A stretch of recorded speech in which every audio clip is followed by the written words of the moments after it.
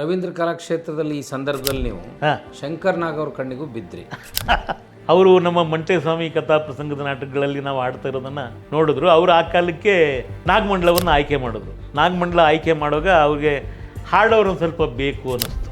ಹೊಸದಾಗಿ ಅವರು ಕಲ್ಕತ್ತಾಗೆ ಹೋಗಬೇಕು ನಾಟಕ ತಗೊಂಡು ಅಂಥೇಳಿ ಯೋಚನೆ ಮಾಡ್ತಿರ್ಬೇಕಾದ್ರೆ ಕೆಲವೊಬ್ಬರು ಸಿಂಗರ್ನ ಹಾಕೊಳ್ಳೋಣ ಅಂಥೇಳಿ ಆವಾಗ ನನ್ನ ಮತ್ತು ನಮ್ಮ ಟೀಮಲ್ಲಿ ಇದ್ದಂಗೆ ರಮೇಶ್ ಅಂತ ಇನ್ನೊಬ್ರು ಇಬ್ಬರನ್ನೂ ತೊಗೊಂಡ್ರು ಸರ್ ಆ ನಾಟಕದಲ್ಲಿ. ಶಂಕರ್ ನಾಗ್ ಸರ್ ತುಂಬ ಆತ್ಮೀಯರು ಸರ್. ಯಾರೇ ಆಗಲಿ ಅವ್ರು ಒಡನಾಟಕ್ಕೆ ಬಂದವರು ಇಂಥವ್ರು ಅಂತ ಹೇಳೋಕ್ಕಾಗಲಿಲ್ಲ ಸರ್. ಅಷ್ಟು ನಮ್ಮ ಜೊತೆಗೆ ಆ ಒಂದು ಅವರು ದೊಡ್ಡ ಹೀರೋ ಸರ್ ಆ ಕಾಲಕ್ಕೆ. ಹೌದು, ನಮ್ಮ ಜೊತೆಗೆ ನಾನಂತೂ ಅಲ್ಪ ಏನು, ಆದರೆ ನಮ್ಮನ್ನು ಭಾಳ ಪ್ರೀತಿ ಮಾಡೋರು.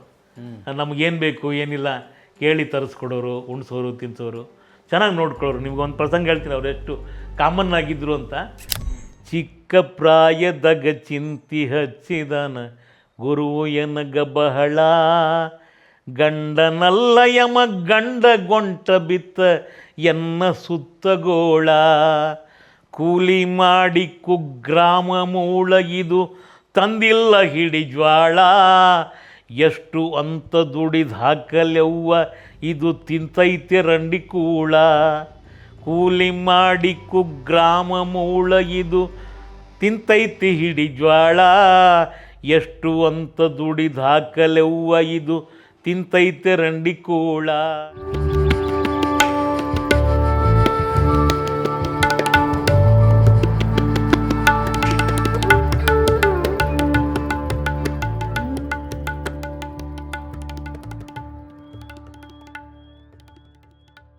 ನನಗೆ ಆಶ್ಚರ್ಯ ಆಗೋದೇನೆಂದರೆ, ನೀವು ಆ ಕಾಲದಲ್ಲಿ ಮಂಟೇಸ್ವಾಮಿ ಪ್ರಸಂಗದಲ್ಲಿ ಪಾತ್ರ ಮಾಡಿದ್ರಿ. ಜಿತ್ತೂರಿ ಅವರೇ, ಆ ಎಲ್ಲ ಸ್ಕ್ರಿಪ್ಟ್ಗಳನ್ನು ಈ ರಂಗಭೂಮಿಗಿರೋ ದೊಡ್ಡ ಶಕ್ತಿನೇ. ಇವತ್ತು ಸಿನಿಮಾದಲ್ಲಿ ಧಾರಾವಾಹಿಯಲ್ಲಿ ಪಾತ್ರ ಮಾಡೋರ ಕತೆ ನೋಡ್ತೀವಿ. ಒಂದು ಡೈಲಾಗ್ ಇರುತ್ತೆ, ಸಣ್ಣ ರೀಟೇಕ್ ಮಾಡ್ತಾರೆ ಅಥವಾ ಡಬ್ಬಿಂಗ್ ವಾಯ್ಸ್ನಲ್ಲಿ ಕೊಡ್ತಾರೆ, ಅಲ್ಲಿಂದ ಜೋರು ಅಸಿಸ್ಟೆಂಟ್ ಡೈರೆಕ್ಟ್ರಿಗೂ ಹೇಳ್ತಾರೆ. ಆದರೆ ರಂಗಭೂಮಿ ಗಟ್ಟಿತನ ಏನಂದ್ರೆ ನೀವು ಇದನ್ನೆಲ್ಲ ನಿರಂತರ ಹಾಡ್ತಿದ್ರಿ. ಹೌದು, ನೂರಾರು ಹಾಡುಗಳು ಈಗಲೂ ಹಾಡ್ತಾ ಇದ್ರಿ. ಈ ಕಬೀರನ ನಾಟಕನ ಕನ್ನಡಕ್ಕೆ ಬಹಳ ದೊಡ್ಡ ನಟರು ಪ್ರೊಫೆಸರ್ ಟಿ ಎಸ್ ಲೋಹಿತಾಶ್ ಅವರು ರಂಗಭೂಮಿಯಿಂದನೂ ಬಂದರು. ಸಿನಿಮಾದಲ್ಲಿ ಬಹಳ ದೊಡ್ಡ ನಟ, ಭಾಳ ಒಳ್ಳೆ ನಟರಾಗಿ ಬಂದರು. ಒಳ್ಳೆ ಸ್ಕ್ರಿಪ್ಟನ್ನು ಮಾಡ್ತಿದ್ರು. ಬಟ್ ಅವರು ವೃತ್ತಿಯಿಂದ ಇಂಗ್ಲೀಷ್ ಪ್ರಾಧ್ಯಾಪಕರಾಗಿದ್ದರು. ಅವರಿಗೆ ಆದಾಯ ಇತ್ತು, ಸಿನಿಮಾದಿಂದನೂ ಆದಾಯ ಬಂತು. ಖಂಡಿತ ಅವರು ಒಳ್ಳೆ ಮೇಜರ್ ಕ್ಯಾರೆಕ್ಟರ್ಸ್ ಮಾಡಿದರು. ಅವರ ಕಬೀರ್ ನಾಟಕದಲ್ಲಿ ನಿಮ್ಮನ್ನು ಯಾವ ಕಾರಣಕ್ಕೆ ಅವ್ರು ಆಯ್ಕೆ ಮಾಡಿಕೊಂಡ್ರು? ಉದ್ದೇಶ ಏನಾಗಿತ್ತು? ಚೆನ್ನಾಗಿ ಹಾಡ್ತೀನಿ ಅಂತ ಒಂದು ಉದ್ದೇಶ. ನೋಡಿ, ನೀವು ಹಾಗೆ ನೋಡಿದ್ರೆ ನೀವು ರಂಗಭೂಮಿ ಗಾಯಕರೇ ಹೌದು. ನೀವು ನಿಮ್ಮ ಈ ಸಾಮರ್ಥ್ಯ ಇವತ್ತಿನ ಮಿತಿಗೆ ನೋಡಿದರೆ, ಅಲ್ಲ ಇವತ್ತಿನ ಮಿತಿಗೂ ನೀವು ಇಷ್ಟು ವರ್ಷ ಮೇಲೆ ಹಾಡೋದನ್ನು ನೋಡಿದರೆ ನಂಗೆ ಆಶ್ಚರ್ಯ ಆಗುತ್ತೆ. ರಂಗಭೂಮಿ ನಿಮ್ಮನ್ನು ಕೈ ಬಿಡಬಾರ್ದಿತ್ತು ಅಂತ ಅನಿಸ್ತದೆ. ಇಲ್ಲ ಸರ್, ಬಿಟ್ಟಿಲ್ಲ, ನನಗೆ ಆಗ್ತಾ ಇಲ್ಲ ಅಷ್ಟೇ. ಈಗಲೂ ನಾಟಕಕ್ಕೆ ಕರೀತಾರೆ ನನಗೆ, ಆದರೆ ನನಗೆ ಸೇರ್ಕೊಳ್ಳೋಕ್ಕೆ ವ್ಯವಸ್ಥೆಗಳಿಲ್ಲ. ಯಾಕಂದರೆ ದುಡ್ಡು ಕಾಸಂತೂ ಸಿಗೋದಿಲ್ಲ. ಅದ್ರ ಜೊತೆಗೆ ಸೇರ್ಕೊಳ್ಳೋದಕ್ಕೆ ಶಾರೀರಿಕವಾಗಿ ಸ್ವಲ್ಪ ಅನಾನುಕೂಲ ಇದೆ. ಮತ್ತು ಮುಂದೆ ನೀವು ಆ ಲೋಹಿತಾಶ್ವರ ನಾಟಕದಲ್ಲಿ ಅಲ್ಲಿ ಏನು ಹಾಡು ಪ್ರಧಾನವಾಗಿತ್ತಾ? ನಾನು ಅದರಲ್ಲಿ ಮೌಲ್ವಿ ಕ್ಯಾರೆಕ್ಟ್ರು, ಈ ಕಬೀರ್ನ ವಿರೋಧ ಮಾಡೋ ಒಂದು ಮೌಲ್ವಿ, ಆ ಪಾತ್ರವನ್ನು ಮಾಡಿಕೊಂಡು ಹಾಡುಗಳನ್ನ ಹಾಡ್ತಾ ಇದ್ದೆ. ಆ ನಾಟಕದ ಕಾನ್ಸೆಪ್ಟ್ ಏನಿತ್ತು? ಸಂತೆಯಲ್ಲಿ ನಿಂತ ಕಬೀರ ಅಂತಂದರೆ ಕಬೀರ್ ದಾಸರು ಜನಸಾಮಾನ್ಯರಲ್ಲಿ ಹೇಗೆ ತೆರ್ಕೊಳ್ತಿದ್ರು ಅಂತ.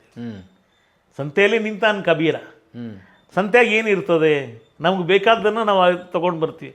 ಹಾಗೆ ಈ ಕಬೀರ್ನನ್ನು ನಾವು ತೊಗೋಬೇಕು ಅನ್ನೋ ಉದ್ದೇಶ, ಎಲ್ಲರೂ ತೊಗೋಬೇಕು. ಸಂತ್ಯಾಗ ನಿಂತ ನಾವು ಅಂದಮೇಲೆ ಅವನ ಕಡೆ ಏನೇನು ಸಿಗ್ತದೆ ನಾವು ತೊಗೋಬೇಕು. ಹಾಗಂತಿರ್ಬೋದು ಬಹುಶಃ. ಭೀಷ್ಮ ಸಹಾನಿಯವರು ಬರೆದಂಥ ಹಿಂದಿ ನಾಟಕ, ಅದನ್ನು ಕನ್ನಡಕ್ಕೆ ನಮ್ಮ ಲೋಹಿತಾಶ್ ಸರು, Walter D'Souza sir director, V Ramamurthy ಸರು ಆ ನಾಟಕದ ಹಾಡುಗಳನ್ನು ಮಾಡಿಕೊಂಡ್ರು. ಎಲ್ಲ ವಿದ್ಯೆಯ ಗುರಿ ಪ್ರೇಮ, ಪ್ರೇಮವಿಲ್ಲದ ವಿದ್ಯೆ ವ್ಯರ್ಥ, ಪ್ರೇಮವಿಲ್ಲದ ವಿದ್ಯೆ ವ್ಯರ್ಥ, ಹೊತ್ತಿಗೆಯ ನೋದಿ ಸತ್ತಿಹುದು ಜಗವೆಲ್ಲ, ಆದರೂ ಆಗಲಿಲ್ಲ ಯಾರು ಪಂಡಿತ, ಕಲ್ಲ ಪೂಜಿಸಿ ಹರಿ ದೊರೆ ಒಡೆ, ನಾ ಪೂಜಿಪೆ ಗಿರಿಯ ಮಿಗಿಲು ಅದಕ್ಕಿಂತ ಬೀಸೊಕ್ಕಲ್ಲು, ಬೀಸಿ ತಿಂಬುದು ಜಗವಯ್ಯ. ಎಲ್ಲ ವಿದ್ಯೆಯ ಗುರಿ ಪ್ರೇಮ, ಎಲ್ಲ ವಿದ್ಯೆಯ ಗುರಿ ಪ್ರೇಮ. ಎಲ್ಲೆಲ್ಲಿ ಹುಡುಕುವೆ ನನ್ನ ಅಯ್ಯ, ಎಲ್ಲೆಲ್ಲಿ ಹುಡುಕುವೆ ನನ್ನ, ಎಲ್ಲೆಲ್ಲಿ ಹುಡುಕುವೆ ನನ್ನ ಅಯ್ಯ, ಎಲ್ಲೆಲ್ಲಿ ಹುಡುಕುವೆ ನನ್ನ.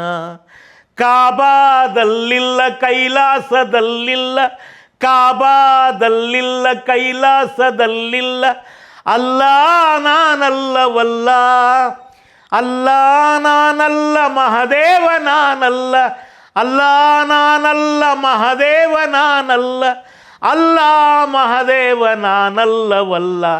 ಎಲ್ಲೆಲ್ಲಿ ಹುಡುಕುವೆ ನನ್ನ ಅಯ್ಯ, ಎಲ್ಲೆಲ್ಲಿ ಹುಡುಕುವೆ ನನ್ನ. ಸಿಗಲಾರೆ ನಾನು ಕರ್ಮದೊಳಗೆಲ್ಲು, ಯೋಗ ವೈರಾಗ್ಯದ ಮರ್ಮದಲ್ಲೂ. ನಿನ್ನೊಳಗೆ ನೀ ಹುಡುಕು ನನ್ನ, ನಿನ್ನೊಳಗೆ ನೀ ಹುಡುಕು ನನ್ನ. ಇರುವೇನು ನಾನಲ್ಲೇ ಅಣು ಅಣುವಿನೊಳಗು, ಇರುವೇನು ನಾನಲ್ಲೇ ಅಣು ಅಣುವಿನೊಳಗು.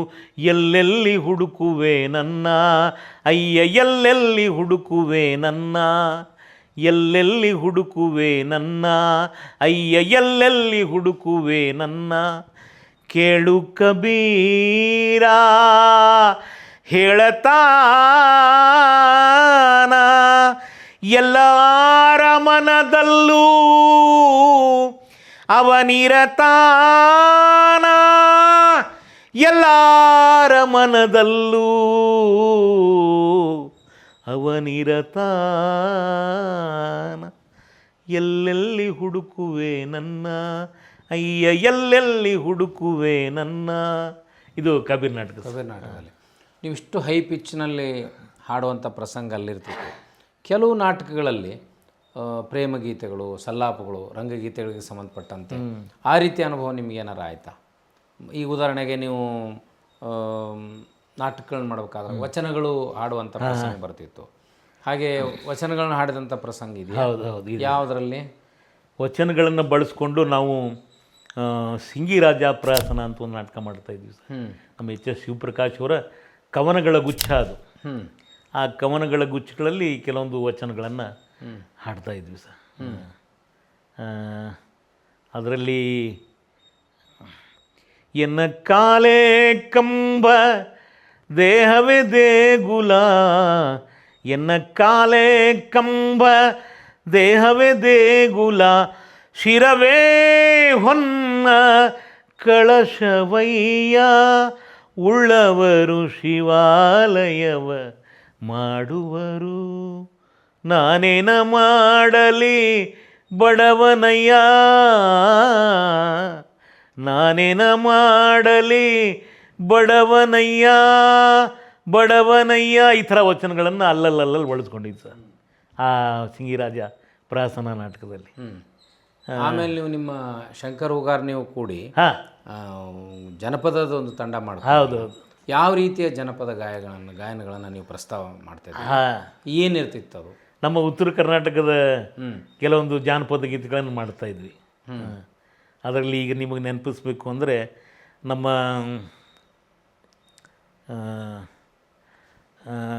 ಗುರುಗಳು ಎಸ್ ಎಂ ಸಿರೆಟ್ಟಿ ಸರು ಸಂಪಾದನೆ ಮಾಡತಕ್ಕಂಥ ಗಂಡನಲ್ಲ ಯಮಗೊಂಡ, ಅದರ ಕೆಲವೊಂದು ಹಾಡುಗಳನ್ನ ಹಾಡ್ತಾ ಇದ್ವಿ.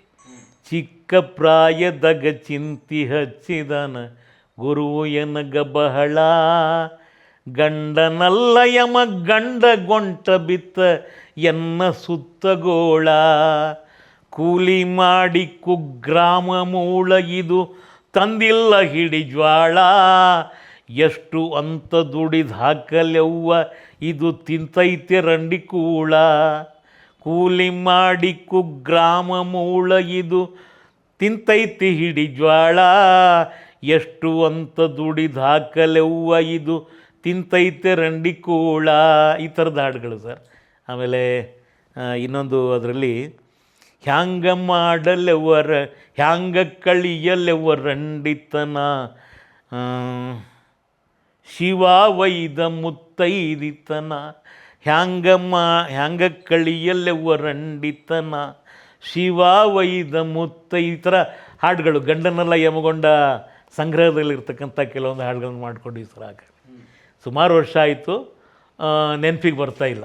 ನೀವು ಹಾಡುಗಳನ್ನು ಪ್ರಧಾನವಾಗಿ ಕಲೆಯನ್ನು ಪ್ರಾರಂಭ ಮಾಡಿದ್ರಿ, ಜಾನಪದದ ಹಾಡುಗಳನ್ನು ಹಾಡೋಕ್ಕೆ ಶುರು ಮಾಡಿದ್ರಿ. ಮತ್ತು ಇಷ್ಟೆಲ್ಲ ವೈವಿಧ್ಯಮಯ ವ್ಯಕ್ತಿತ್ವ ಇದ್ದರೂ ಕೂಡ ನಿಮಗೆ ಪೇಂಟಿಂಗ್ ಬರೋ ಕಾರಣಕ್ಕೆ ಅಥವಾ ಟೆಕ್ಸ್ಟೈಲ್ನಲ್ಲಿ ಬಿಸ್ನೆಸ್ ಇರೋ ಕಾರಣಕ್ಕೆ ನೀವು ಕಲೆಯಲ್ಲಿ ಹಣ ಹುಡುಕ್ಲಿಲ್ಲೋ ಹೆಂಗೋ ಅಂತ ನನಗೊಂದೊಂದು ಸಲ ಅನ್ನಿಸ್ತದೆ. ಇಲ್ಲ ಸರ್, ಇದು ಟೆಕ್ಸ್ಟೈಲ್ನಲ್ಲಿ ಅದು ಪೇಂಟಿಂಗ್ ಥರ ಅಲ್ಲ ಸರ್. ಅದು ಟ್ರೇಸಿಂಗ್ ಪೇಪರ್ ಮೇಲೆ ಬಿಡಿಸೋದು, ಡಿಸೈನ್ ಮಾಡಬೇಕು. ಹೌದು, ಟ್ರೇಸ್ ಪೇಪರಲ್ಲಿ ಬಿಡಿಸಿದ್ದು. ನೀವು ಒಂಥರ ಈಗಿನ ಕಾಲದ ಫ್ಯಾಷನ್ ಡಿಸೈನರ್ ಇದ್ದಂಗೆ. ಎಸ್ ಫ್ಯಾಷನ್ ಡಿಸೈನರೇ, ಆಲ್ಮೋಸ್ಟ್ ಆರ್ ಫ್ಯಾಷನ್ ಡಿಸೈನರೇ. ಅಂದರೆ ಅದನ್ನು ಸ್ಕ್ರೀನಿಗೆ ಅಳವಡಿಸ್ಬೇಕಾಗಿತ್ತಲ್ಲ, ಸ್ಕ್ರೀನ್ ಪ್ರಿಂಟಿಂಗ್ ಮಾಡಿಕೊಡ್ಬೇಕಾಗಿತ್ತು. ಬಣ್ಣಗಳ ಜೊತೆ ಹೊಡೆದಾಟ ಇರಲಿಲ್ಲ ನಮ್ಮದು, ಬರೀ ಬ್ಲ್ಯಾಕಿಂಗ್ ಕಲರ್. ಪೇಂಟಿಂಗ್ ಮಾಡ್ಬೋದಾಗಿತ್ತು, DMC ಮಾಡ್ಕೊಂಡಿದ್ದೆ. ಆದರೆ ಬೇರೆ ಬೇರೆ ಜಂಜಾಟದಲ್ಲಿ ಅದನ್ನೆಲ್ಲ ಮುಂದುವರ್ಸೋಕ್ಕಾಗಲಿಲ್ಲ. ಯಾಕಂದರೆ ಡಿಸೈನು ಬೇರೆ ಬೇರೆ ಹುಡುಕ್ಬೇಕಾಗಿತ್ತಲ್ಲ, ಕ್ರಿಯೇಟ್ ಮಾಡಬೇಕು. ಡೈಲಿ ಏನಿದ್ರು ಹೊಸ ಅದನ್ನು ಕ್ರಿಯೇಟ್ ಮಾಡಬೇಕು. ರವೀಂದ್ರ ಕಲಾಕ್ಷೇತ್ರದಲ್ಲಿ ಈ ಸಂದರ್ಭದಲ್ಲಿ ನೀವು ಶಂಕರ್ ನಾಗ್ ಅವ್ರ ಕಣ್ಣಿಗೂ ಬಿದ್ರಿ. ಹೌದು ಸರ್, ಅದೊಂದು ವಿಚಿತ್ರ ಅನುಭವ. ಹೌದು. ಭಾಳ ದೊಡ್ಡ ರಂಗಭೂಮಿ ನಿರ್ದೇಶಕ, ಸಿನಿಮಾ ನಟ, ಭಾಳ ದೊಡ್ಡ ಹೆಸರನ್ನ ಶಂಕರ್ ನಾಗ್ ಅವರು ಮಾಡಿ ಹೋದರು. ಅವರ ಒಡನಾಟ ಹೆಂಗೆ ಬಂತು ನಿಮಗೆ? ಅವರು ನಮ್ಮ ಮಂಟೇಸ್ವಾಮಿ ಕಥಾ ಪ್ರಸಂಗದ ನಾಟಕಗಳಲ್ಲಿ ನಾವು ಆಡ್ತಾ ಇರೋದನ್ನು ನೋಡಿದ್ರು. ಅವರು ಆ ಕಾಲಕ್ಕೆ ನಾಗಮಂಡಲವನ್ನು ಆಯ್ಕೆ ಮಾಡಿದ್ರು. ನಾಗಮಂಡಲ ಆಯ್ಕೆ ಮಾಡುವಾಗ ಅವ್ರಿಗೆ ಹಾಡೋರು ಒಂದು ಸ್ವಲ್ಪ ಬೇಕು ಅನ್ನಿಸ್ತು. ಹಿನ್ನೆಲೆ ಗಾಯಕರು ಆ ಕಾಲಕ್ಕೆ ಹಾಡಬೇಕು ಅಂಥೇಳಿ ಅವರು ನಾಟಕನೂ ನೋಡಿದ್ರು, ನಮ್ಮ ಮಂಟೇಸ್ವಾಮಿ ಕಥಾ ಪ್ರಸಂಗ. ಶಂಕರ್ ನಾಗ್ಜವರು ನಮ್ಮನ್ನು ಶಿವಣ್ಣ ಅಂತ ಒಬ್ಬರು ಇದ್ರು ಸರ್ ಆ ಕಾಲಕ್ಕೆ, ಅವ್ರ ಜೊತೆ ಅವ್ರ ಟೀಮಲ್ಲಿ. ಅವರು ನಮ್ಮನ್ನು ಕರ್ಕೊಂಡು ಹೋದರು ಸರ್ ಟೀಮ್ಗೆ. ನಾಗಮಂಡಲ ಶೋ ಆಗಿತ್ತು ಸರ್, ಆಗಲೇ ಚಿತ್ರಕಲಾ ಪರಿಷತ್ತಲ್ಲಿ ಸುಮಾರು ಶೋಗಳಾಗಿತ್ತು. ಹೊಸದಾಗಿ ಅವರು ಕಲ್ಕತ್ತಾಗೆ ಹೋಗಬೇಕು ನಾಟಕ ತಗೊಂಡು ಅಂಥೇಳಿ ಯೋಚನೆ ಮಾಡ್ತಿರ್ಬೇಕಾದ್ರೆ ಕೆಲವೊಬ್ಬರು ಸಿಂಗರ್ನ ಹಾಕ್ಕೊಳ್ಳೋಣ ಅಂಥೇಳಿ ಆವಾಗ ನನ್ನ ಮತ್ತು ನಮ್ಮ ಟೀಮಲ್ಲಿ ಇದ್ದಂಗೆ ರಮೇಶ್ ಅಂತ ಇನ್ನೊಬ್ರು ಇದ್ದರು, ಇಬ್ಬರನ್ನೂ ತೊಗೊಂಡ್ರು ಸರ್ ಅವರು ಆ ನಾಟಕದಲ್ಲಿ. ಆ ನಾಟಕದ ಹಾಡುಗಳನ್ನು ನಮಗೆ ಪಿಂಕಿರಾವ್ ಮೇಡಮ್ ಕಲಿಸ್ಕೊಟ್ರು. ಪಿಂಕಿರಾವ್ ಮೇಡಮ್, ಅಕ್ಷತಾ ರಾವ್ ಅಂಥೇಳಿ ನಮ್ಮ ಅರುಂಧತಿ ಮೇಡಮ್ ತಂಗಿ ಅವರು ಬರೆಸಿ ನನಗೆ ಹಾಡುಗಳನ್ನು ಕಲಿಸ್ಕೊಟ್ರು ಸರ್. ಹಿಂಗಿದ್ದಳೊಬ್ಬಳು ಹುಡುಗಿ ದಿವಿನ್ಯಾದ ರೂಪಿನ ಬೆಡಗಿ, ಹದಿಹರೆಯ ಮನಸ್ಸಿನ ತುಡಗಿ, ನವಿಲಾಂಗ ಆಕಿಯ ನಡಗಿ. ಹಿಂಗಿದ್ದಳೊಬ್ಬಳು ಹುಡುಗಿ, ಹಿಂಗಿದ್ದಳೊಬ್ಬಳು ಹುಡುಗಿ ದಿವಿನ್ಯಾದ ರೂಪಿನ ಬೆಡಗಿ, ಹದಿಹರೆಯ ಮನಸ್ಸಿನ ತುಡಗಿ, ನವಿಲಾಂಗ ಆಕಿಯ ನಡಗಿ. ಹಿಂಗಿದ್ದಳೊಬ್ಬಳು ಹುಡುಗಿ, ಹಿಂಗಿದ್ದಳೊಬ್ಬಳು ಹುಡುಗಿ, ಹಿಂಗಿದ್ದಳೊಬ್ಬಳು ಹುಡುಗಿ. ಇಂಥ ಮಗಳಿಗಿನ್ನಂಥವರ ವರ, ಮಗಳಿಗಿನ್ನೆಂಥವರ, ಇಂಥ ಮಗಳಿಗೆ ಎಂಥವನಾವರ, ಇಂಥ ಮಗಳಿಗೆ ಎಂಥವನಾವರ, ಮಗಳಿಗಿಂಥವರ ಅವ್ವ ಮಗಳಿಗಿಂತೆನ್ನವರ. ಅಲ್ಲೋಡ ಅಲ್ಲೋಡ ಅಲ್ಲೋಡು ಸಿರಿಮನೆಯವನಂತೂ ಖರೆ ಶುದ್ಧ ಸಂಪತ್ತು ಬರೆ, ಸಿರಿಮನೆಯವನಂತೂ ಖರೆ ಶುದ್ಧ ಸಂಪತ್ತು ಬರೆ. ಹಡದವರ ಕಾಣದ ಪರದೇಸಿಯವ್ವ, ಹಡದವರ ಕಾಣದ ಪರದೇಸಿಯವ್ವ, ಮಗಳಿಗಿನ್ನೆಂಥವರ ವರ, ಮಗಳಿಗಿನ್ನೆಂಥವರ. ಹೋಗಿ ಬಾರವ್ವ ರಾಣಿ ನಗುಮೊಗದ ನಾಗವೇಣಿ, ಹೋಗಿ ಬಾರವ್ವ ರಾಣಿ ನಗುಮೊಗದ ನಾಗವೇಣಿ, ಹೋಗಿ ಬಾರವ್ವ ರಾಣಿ ನಗುಮೊಗದ ನಾಗವೇಣಿ. ಕೊಟ್ಟ ಮನಿ ತುಂಬ ಮಲ್ಲಿಗೆ ಅರಳವೆ ತಾಯಿ, ಕೊಟ್ಟ ಮನಿ ತುಂಬ ಮಲ್ಲಿಗೆ ಅರಳವೆ ತಾಯಿ. ಪುಣ್ಯವ ಮಾಡಿದೆ ಹೂವ ಎಂಥ, ಪುಣ್ಯವ ಮಾಡಿದೆ ಹೂವ ಎಂಥ, ಪುಣ್ಯವ ಮಾಡಿದೆ ಹೂವ. ಜಳಕ ಮಾಡಿ ಬರ್ತೀನಿ ತಾಟ್ ಬಡಿಸಿಡು ಶಂಕರ್ ನಾಗ್ ಡೈಲಾಗ್. ಶಂಕರ್ ನಾಗ್ ಡೈಲಾಗ್. ಅಂದರೆ ಇದಕ್ಕೆ ಪೂರ್ವಕವಾಗಿ ನಿಮ್ಮ ಹಾಡು ಇರ್ತಿತ್ತು. ಮತ್ತು ನೋಡ್ರಿ ಇಲ್ಲಿ ಏರಿಳಿತಾ ಇದೆ ಆ ರಂಗಭೂಮಿಗೆ ಬೇಕಾಗಿರುವಂಥ ಸ್ಟೆಪ್. ಗೋಪಾಲ್ ವಾಜಪೇಯಿ ಸರ್ ಬರೆದಂಥ ನಾಟಕದ ಹಾಡು ಸರ್ ಇದು. ನಮ್ಮ ಗೋಪಾಲ್ ವಾಜಪೇಯಿ ಅವರು ನಾಟಕಕ್ಕೋಸ್ಕರ ಹಾಡು ಬರೆದ್ರು ಸರ್, ಕರ್ನಾಟಕದಲ್ಲ. ಇಲ್ಲ, ಕರ್ನಾಟಕದಲ್ಲಿ ಗೋಪಾಲ್ ವಾಜಪೇಯಿ ಮುಂದೆ ಸಿನಿಮಾ ಹೌದು ಅವರೇ ಗೋಪಾಲ್ ವಾಜಪೇಯಿ ಸರ್ ಬಂದರು. ಯಾಕಂದ್ರೆ ಮುಂದೆ ಅದು ನಾಗಾಭರಣ ಅವರು ಕೂಡ ಗೋಪಾಲ ವಾಜಪೇಯಿ ಕಡೆ ಹಾಡು ಬಳಸಿದ್ದನ್ನು ಭಾಳ ಚಂದ ಹೇಳಿದ್ದಾರೆ. ಮುಂದೆ ಆ ನಾಗಮಂಡಲದ ಜೊತೆಗೆ ನೀವು ಶಂಕರ್ನಾಗ್ ಜೊತೆ ಹೋದ್ರಿ. ಹೌದೌದು. ಆ ಒಡನಾಟ ಅವ್ರ ಸಹ ಕಲಾವಿದರ ಜೊತೆಗೆ ಶಂಕರ್ನಾಗ್ ಭಾಳ ಒಳ್ಳೆಯವರು ಸರ್. ಹ್ಞೂ ಶಂಕರ್ನಾಗ್ ಸರು ತುಂಬ ಆತ್ಮೀಯರು ಸರ್. ಯಾರೇ ಆಗಲಿ ಅವ್ರು ಒಡನಾಟಕ್ಕೆ ಬಂದವರು ಇಂಥವ್ರು ಅಂತ ಹೇಳೋಕ್ಕಾಗಲಿಲ್ಲ ಸರ್. ಒಂದಷ್ಟು ನಮ್ಮ ಜೊತೆಗೆ ಆ ಒಂದು ಅವರು ದೊಡ್ಡ ಹೀರೋ ಸರ್ ಆ ಕಾಲಕ್ಕೆ. ಹೌದು. ನಮ್ಮ ಜೊತೆಗೆ ನಾನಂತೂ ಅಲ್ಪ ಏನು, ಆದರೆ ನಮ್ಮನ್ನು ಭಾಳ ಪ್ರೀತಿ ಮಾಡೋರು. ನಮಗೇನು ಬೇಕು ಏನಿಲ್ಲ ಕೇಳಿ ತರಿಸ್ಕೊಡೋರು, ಉಣ್ಸೋರು, ತಿನ್ಸೋರು, ಚೆನ್ನಾಗಿ ನೋಡ್ಕೊಳ್ಳೋರು. ನಿಮ್ಗೊಂದು ಪ್ರಸಂಗ ಹೇಳ್ತೀನಿ, ಅವ್ರು ಎಷ್ಟು ಕಾಮನ್ ಆಗಿದ್ದರು ಅಂತ.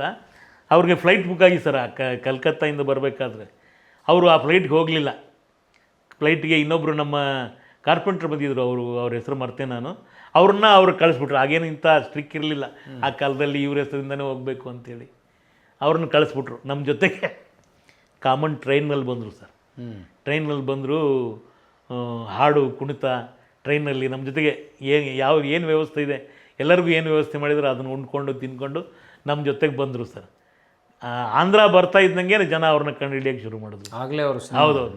ಅವ್ರು ತೆಲುಗಿನಲ್ಲಿ ಕೂಡ ಸಿನಿಮಾ ಬಂದಿತ್ತಲ್ಲ ಸರ್, ಅವ್ರ ಕಣ್ಣಿಗೆ. ಆಮೇಲೆ ನಾನು ಒಂದು ಕಡೆ ಕೂತ್ಕೊಂಡು ಶಾಲೆ ಹೊದ್ಕೊಂಡು ಕೂತಿದ್ದೆ. ನನ್ನ ಶಾಲನ್ನು ಕಿತ್ಕೊಂಡು ಅವರೇ ಹೊತ್ಕೊಂಡು ಗುಬ್ರು ಹಾಕ್ಕೊಂಡು ಬೆಂಗಳೂರವರೆಗೂ ಬೆಳಗಾವಿಗೂ ಬಂದರು ಸರ್.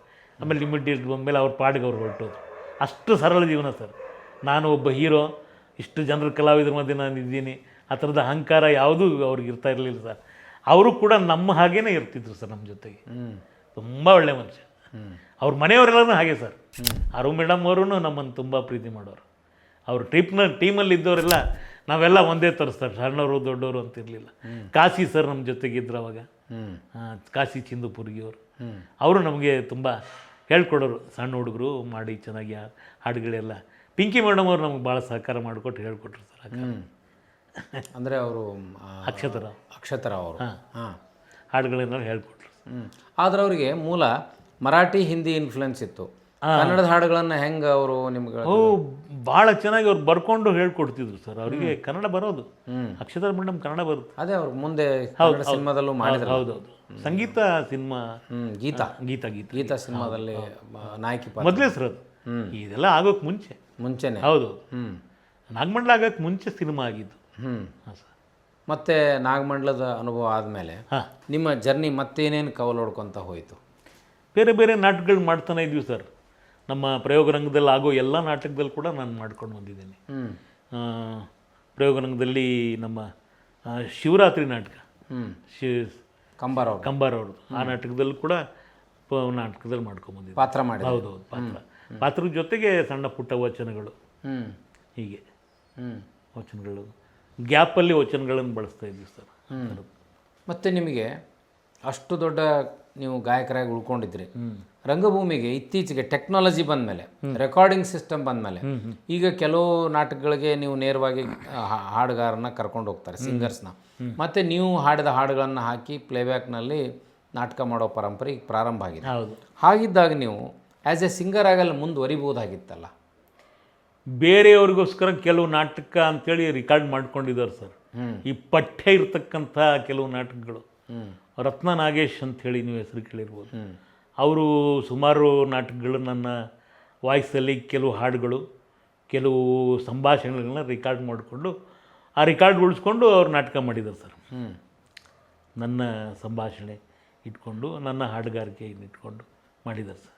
ಅದನ್ನು ನೀವು ಅದೇ ಪ್ರೊಫೆಷನನ್ನು ಮುಂದುವರಿಸ್ಬೋದಾಗಿತ್ತಲ್ಲ? ಅದು ರೆಗ್ಯುಲರಾಗಿ ಸಿಗುವಂಥದ್ದಲ್ಲ. ಒಂದು ಸಾರಿ ರೆಕಾರ್ಡ್ ಆಯಿತು ಅಂದ್ರೆ ಮುಗೀತು.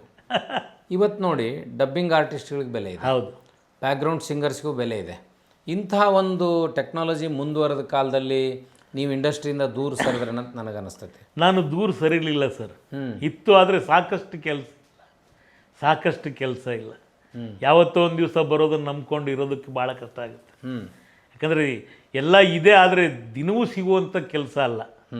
ಅಥವಾ ಆ ಸಿಗೋ ಕೆಲಸಕ್ಕೆ ತುಂಬ ದುಡ್ಡು ಬರುತ್ತೆ ಅನ್ನೋ ಥರನೂ ಅಲ್ಲ. ಎಷ್ಟು ಸಿಗುತ್ತೋ ಅಷ್ಟರಲ್ಲಿ ಜೀವನ ಮಾಡಬೇಕಾಗಿರೋದ್ರಿಂದ ಅನಿವಾರ್ಯ. ಹಾಗಾಗಿ ಸ್ವಲ್ಪ ನಾನೇ ಕಮ್ಮಿ ಮಾಡ್ಕೊಂಡು ಬಂದೆ. ಇತ್ತೀಚೆಗೆ ಜನಪ್ರಿಯ ಧಾರಾವಾಹಿಗಳು ಶುರುವಾದ ಮೇಲೆ ನೀವು ಅಲ್ಲಿ ಮತ್ತೆ ಪಾತ್ರ ಮಾಡೋಂಥ ಅವಕಾಶ ನಿಮಗೆ ಕರೀತಾರೆ ಸರ್. ಈಗಲೂ ಕರೀತಾರೆ, ಆದರೆ ಕಂಟಿನ್ಯೂಟಿ ಪಾತ್ರ ಸಿಕ್ಕರೆ ಅದೇನೋ ಒಂಥರ ಇರುತ್ತೆ. ಸಣ್ಣ ಪುಟ್ಟದ್ದು ಇವತ್ತು ಒಂದು ದಿವಸ, ನಾಳೆಗೆ ಒಂದು ದಿವಸ, ಇನ್ನೂ ತಿಂಗಳಾದಮೇಲೆ 6 ತಿಂಗಳಾದಮೇಲೆ ಅದು ಕಂಟಿನ್ಯೂಟಿ ಅನ್ನೋ ಥರ ಇದ್ದರೆ ಅದೇನು ಗಿಟ್ಟುವಂಥ ಪಾತ್ರ ಆಗಲ್ಲ. ಆಮೇಲಿಂದ ಅಂಥ ಏನು ಸಂಬಳಗಳು ಸಿಗಲ್ಲ ಅದರಲ್ಲಿ. ನೀವು ಆ ಕಾರಣಕ್ಕೆ ಅವಕಾಶಗಳ ಸಲುವಾಗಿ ನೀವು ಬೆಂಗಳೂರಲ್ಲಿ ಉಳ್ಕೊಂಡ್ರಿ. ತುಂಬ ಅವಕಾಶಗಳು ಇಲ್ಲ ಈಗ ಈ ಕಾರಣಕ್ಕೆ. ಯಾಕಂದರೆ ಯಂಗ್ಸ್ಟರ್ಸ್ ಎಲ್ಲ ಬಂದರು. ಇಲ್ಲ ಯಂಗ್ಸ್ಟರ್ಸ್ ಪ್ರಶ್ನೆ ಅಲ್ಲ. ಈಗ ನನ್ನ ಏಜ್ಗೆ ನಾನು ಮಾಡೋ ಪಾತ್ರಗಳು ನಾನೇ ಮಾಡಬೇಕು. ಯಂಗ್ಸ್ಟರ್ಸ್ ಬಂದರೂ ಅದು ತಪ್ಪೇನಿಲ್ಲ. ಯಂಗ್ಸ್ಟರ್ಸ್ ಬರಲೇಬೇಕು, ಯಾಕಂದರೆ ಅದು ಹರಿಯೋ ನೀರು. ಯಂಗ್ಸ್ಟರ್ಸ್ ಬರಲೇಬೇಕು. ಈ ಪಾತ್ರಗಳು ಅವ್ರವ್ರ ವಯೋಮಾನಕ್ಕೆ ತಕ್ಕಂತೆ ಅವ್ರ ಕೆಪಾಸಿಟಿ ಮೇಲೆ ಪಾತ್ರಗಳು ಇರುತ್ತವಿನ ಈಗ ತುಂಬ ಯಂಗ್ ಮಾಡೋ ಪಾತ್ರ ನಾನು ಮಾಡೋಕ್ಕಾಗಲ್ಲ, ಅಥವಾ ನಾನು ಮಾಡೋ ಪಾತ್ರ ತುಂಬ ಯಂಗ್ಸ್ಟರ್ಸ್ ಮಾಡೋಕ್ಕಾಗಲ್ಲ. ಯಂಗ್ಸ್ಟರ್ಸ್ ಬರಲೇಬೇಕು ಸರ್, ಯಂಗ್ಸ್ಟರ್ಸ್ ಬರಲೇಬೇಕು. ನಮ್ಮ ಏಜ್ ಇರ್ತಕ್ಕಂಥ ಪಾತ್ರಗಳು ಬರೋದು ತುಂಬ ಕಮ್ಮಿ ಪಾತ್ರಗಳು ಬರೋದು. ಹಾಗಾಗಿ ಅನಿವಾರ್ಯವಾಗಿ ಸಾಕು ಅನಿಸಿ ಬಂದೆ ಸರ್. ಎಷ್ಟು ವರ್ಷ ನೀವು ಬೆಂಗಳೂರಲ್ಲಿ ಜರ್ನಿ ಇತ್ತು ನಿಮ್ಮದು? 80ರ ದಶಕದಲ್ಲಿ ಹೌದು, 82 ಬಹುಶಃ 83ರಲ್ಲಿ ಹೋಗಿರ್ಬೋದು. ಅಲ್ಲಿಂದ 2025ರವರೆಗೂ 25ರವರೆಗೂ ಮಾಡ್ಕೊಂಬಂದೆ. ಇಲ್ಲಿಗೆ ಬಂದ ಮೇಲೂ ಒಂದು ಡಾಕ್ಯುಮೆಂಟ್ರಿ ಅಂತ ಮಾಡಿದೆ, ಡಾಕ್ಯುಮೆಂಟ್ರಿ ಸಿನಿಮಾ. ನಮ್ಮ ಅಮರದೇವ್ ಈ ಒಟ್ಟಾರ ಸೀರಿಯಲೆಲ್ಲ ಡೈರೆಕ್ಟ್ ಮಾಡಿದ್ರಲ್ಲ ಸರ್, ಅವ್ರದ್ದು ಒಂದು ಡಾಕ್ಯುಮೆಂಟ್ರಿ ಮಾಡಿದೆ. ಡಾಕ್ಯುಮೆಂಟ್ರಿ ಇಲ್ಲಿಂದನೇ ಹೋಗಿ ಬಂದು ಇಲ್ಲಿಂದನೇ ಹೋಗಿ ಬಂದು ಮಾಡಿದೆ. ಅಂದರೆ ಇಲ್ಲಿ ಹೊಸರೀತಿಯೊಳಗೆ ಮಾಡಿದ್ರು ಶೂಟಿಂಗು, ಇಲ್ಲಿಂದ ಮಾಡ್ಕೊಂಬಂದೆ ಸರ್. ಅಂದ್ರೆ ನಿಮ್ಮನ್ನು ಇವತ್ತಿಗೂ ಕೂಡ ಗುರುತಿಸ್ತಾರೆ ಎಲ್ಲ ನಿರ್ದೇಶಕರು, ನಿಮ್ಮ ಜೊತೆ ರಂಗಭೂಮಿಯಲ್ಲಿ ಕೆಲಸ ಮಾಡಿದವರು, ಸೀರಿಯಲ್ನವರು ನಿಮ್ಗೆ ಗುರುತಿಸ್ತಾರೆ. ನೀವು ಬೆಂಗಳೂರಿನಲ್ಲಿ ಲಭ್ಯರಿಲ್ಲದ ಕಾರಣಕ್ಕೆ ನಿಮ್ಗೆ ಅವಕಾಶಗಳು ಈಗ ದೂರ ಆಗ್ತಾ ಇದ್ದಾವೆ.